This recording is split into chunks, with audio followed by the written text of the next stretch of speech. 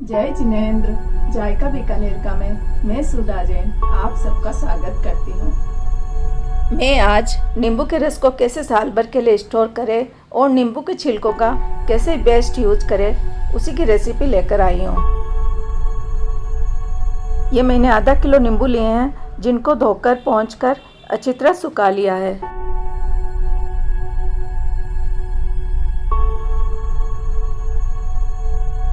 नींबू को 2 टुकड़ों में काटकर सबसे पहले इनका रस निकाल लेते हैं।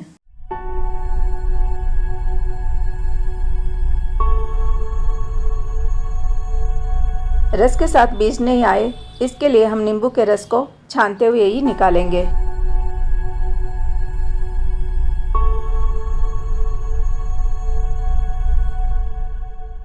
मैंने आधा किलो नींबू का रस निकाल लिया है।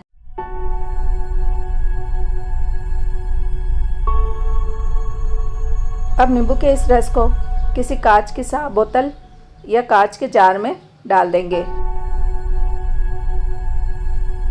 नींबू के रस को अगर साल भर के लिए स्टोर करना है तो जार या बोतल के ऊपर कोई साफ सूती कपड़ा लगा देंगे और इसको कम से कम 1 महीने के लिए धूप में रखेंगे। 1 महीना धूप में रखने के बाद में हम इसको फ्रीज में रख सकते हैं। धूप में रखने के कारण ये रस साल भर तक खराब नहीं होगा।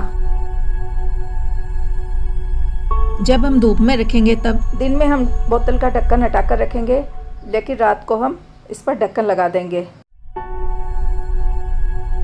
पर अगर हम 1 महीने के लिए इस रस को स्टोर कर रहे हैं तो हमें इसको धूप में रखने की ज़रूरत नहीं है।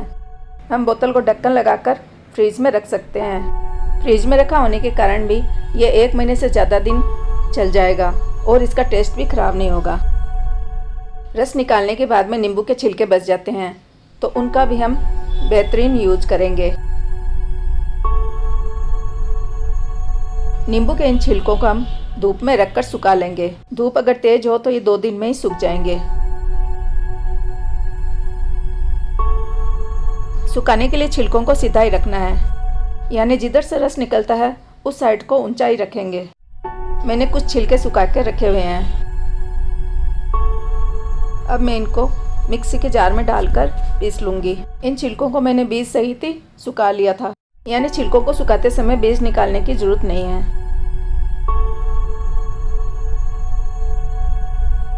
अब इनको महीन पीस लेंगे।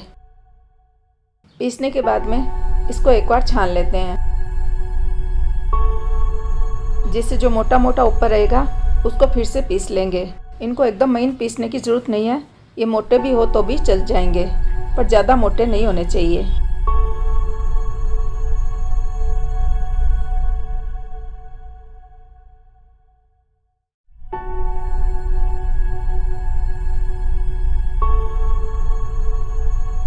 मैंने सारे छिलकों को महीन पीस लिया है। छिलकों को पीसने के बाद में छिलकों का ये चूरा लगभग 1 कप हो गया है।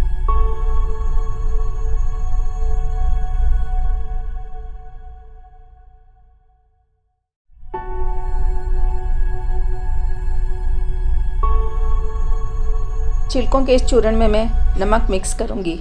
1 कप नींबू के छिलके के चूर्ण में मैंने आधा कप नमक मिक्स किया है।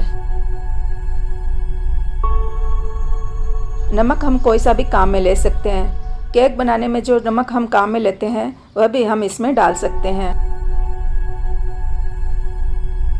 नींबू के छिलकों के चूर्ण और नमक को अच्छी तरह मिक्स कर देंगे। छिलकों के इस चूर्ण से तांबे और पीतल के बर्तन बहुत अच्छे से साफ होते हैं। बर्तनों को चमकाने में ज़्यादा मेहनत भी नहीं करनी पड़ती, यानी कि बर्तनों पर लगाते ही वह चमक जाते हैं। मैंने तांबे के 2 लोटे लिए हैं और मैं इनको ही साफ करके दिखा रही हूँ।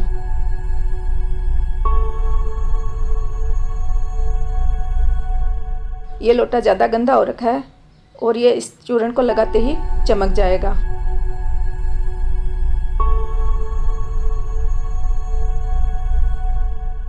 मैंने एक छोटे बाउल में थोड़ा सा मिक्सचर निकाल दिया है। अब मैं इसमें थोड़ा सा पानी डालूंगी। मिक्सचर को लिक्विड बनाकर अब इसको लोटे पर लगाएंगे। स्लैब पर नींबू के दाग ना हो इसके लिए मैंने स्लैब के ऊपर एक कपड़ा लगा दिया है।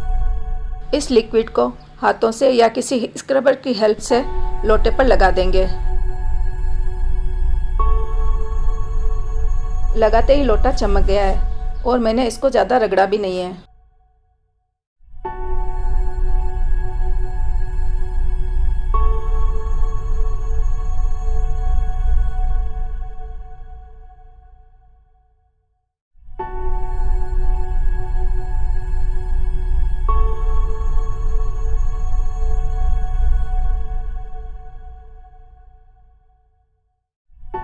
अब हम इसको हाथों हाथ धो सकते हैं, तो मैं इसको धोकर भी दिखा देती हूँ।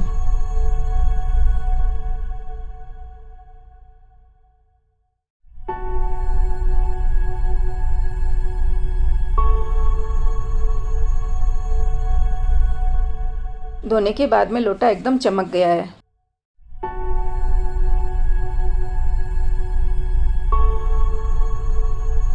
तो नींबू के छिलकों से ही पीताम्बरी बनकर तैयार हो गई है। छिलकों को छानने के बाद में जो ऊपर मोटा चूरा रह गया था उसको भी फेंकना नहीं है। इसमें भी अंदाजे से थोड़ा नमक मिलाकर हम बर्तनों को रगड़ सकते हैं।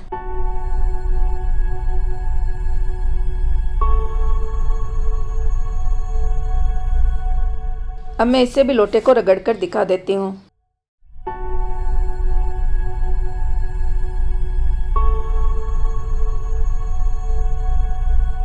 छिलकों का थोड़ा चूरा बाउल में लेकर इसमें भी मैं थोड़ा पानी डाल रही हूँ। अब छिलकों के इस घोल को मैं बड़े लोटे पर लगा रही हूँ। लोटे पर इसको हाथ से लगाते ही लोटा चमक रहा है। तो है ना छिलकों का बेहतरीन यूज। इसके अलावा ओरल हेल्थ के लिए भी नींबू के छिलके बहुत लाभकारी है। इनमें विटामिन सी भरपूर मात्रा में होता है और कोरोना टाइम में तो अभी बहुत सारे लोगों ने नींबू के छिलके खाए होंगे। ये एंटीऑक्सीडेंट होते हैं और एंटी फंगल भी होते हैं। नींबू का रस और नींबू के छिलके हमारे इम्यून सिस्टम को भी बूस्ट करते हैं, इसलिए हमें इनको फेंकना नहीं चाहिए,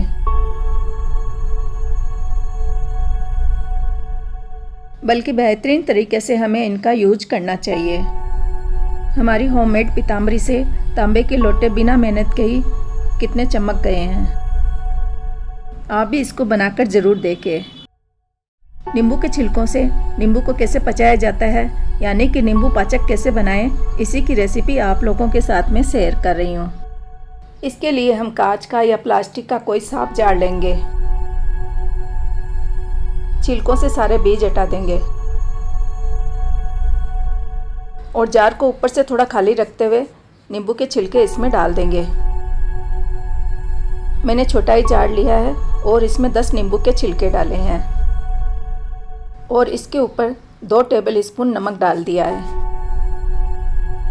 अगर नींबू के छिलके ज़्यादा डालने हो तो जार को थोड़ा बड़ा ही ले और ऊपर से इसको थोड़ा खाली छोड़ दे, क्योंकि हमें इसको बार बार हिलाना पड़ेगा।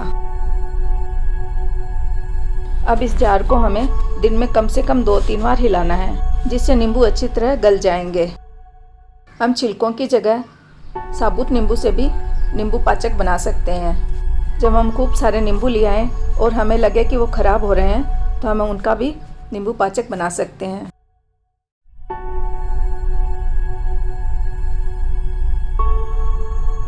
ये मेरे साबुत नींबू पचाए हुए हैं जो 5 साल पुराने हैं। ये काफ़ी पुराने होने पर भी ख़राब नहीं होते हैं। 2 महीने पहले भी मैंने नींबू के छिलकों को इसी तरह पचाया था और 2 महीने में ये पूरी तरह तैयार हो चुके हैं। जब साबुत नींबू या नींबू के छिलके अच्छी तरह पच जाए या गल जाए, तब हम इनको किसी प्लेट या बड़े बर्तन में निकाल लेंगे।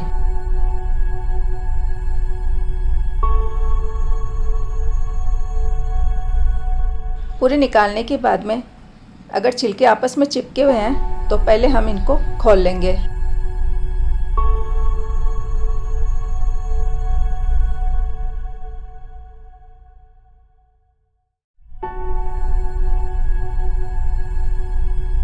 सभी छिलकों को एक एक करके खोलने के बाद में अब हम इन सारे नींबू को पोंछकर इनके ऊपर से नमक हटा देंगे।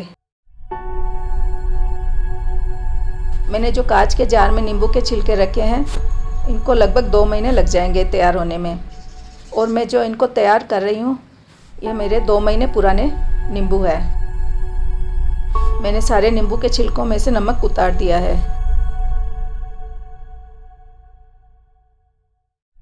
अब इन नींबू के छिलकों पर लगभग 1.5 टीस्पून घी डालकर मैं इसमें मिक्स कर दूंगी। यानी सभी नींबू के छिलकों पर घी लगाकर इनको चिकना कर रही हूँ।